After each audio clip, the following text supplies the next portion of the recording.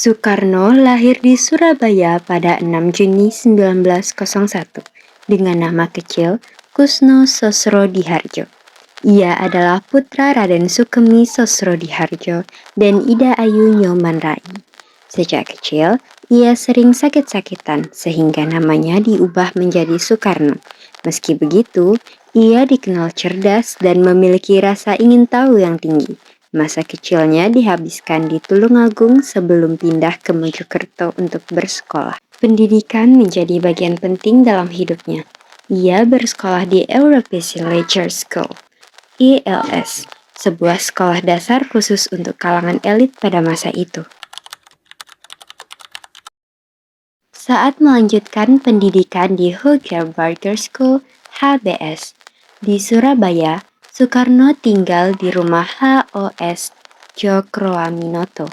Disinilah pemikiran dan jiwa perjuangannya mulai terbentuk. Ia aktif berinteraksi dengan tokoh-tokoh pergerakan dan organisasi pemuda seperti Jong Japa.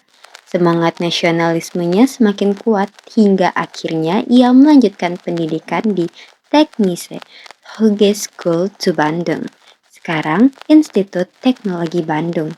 Pada tahun 1926, ia lulus sebagai seorang insinyur teknik sipil. Soekarno dikenal sebagai orator ulung yang mampu membangkitkan semangat rakyat. Ia mendirikan Al-Jimin Study Club yang kemudian berkembang menjadi Partai Nasional Indonesia, PNI. Karena aktivitas politiknya yang menentang penjajahan Belanda, ia ditangkap dan dipenjara di Bancheu serta Sukamiskin. Ia menulis pledoi terkenal berjudul Indonesia Menggugat. Tak berhenti di situ, Soekarno juga diasingkan ke Flores dan Bengkulu. Namun, semangat perjuangannya tidak pernah padam. Pada masa pendudukan Jepang, Soekarno terlibat aktif dalam badan seperti BPUPKI dan PPKI. Meski menghadapi berbagai tekanan, ia tetap memprioritaskan kemerdekaan bangsa. Setelah peristiwa Rengas Dengklok, Soekarno bersama Muhammad Hatta akhirnya memproklamasikan kemerdekaan Indonesia pada 17 Agustus 1945. Beliau membacakan teks proklamasi di Jalan Pegangsaan Timur nomor 56 Jakarta. Sebagai presiden pertama Indonesia, Soekarno memimpin bangsa dalam masa penuh tantangan. Ia menghadapi agresi militer Belanda serta konflik dalam negeri. Selain itu, ia juga dikenal sebagai sosok visioner yang menggagas pembangunan monumental seperti Masjid Istiqlal dan Monumen Nasional.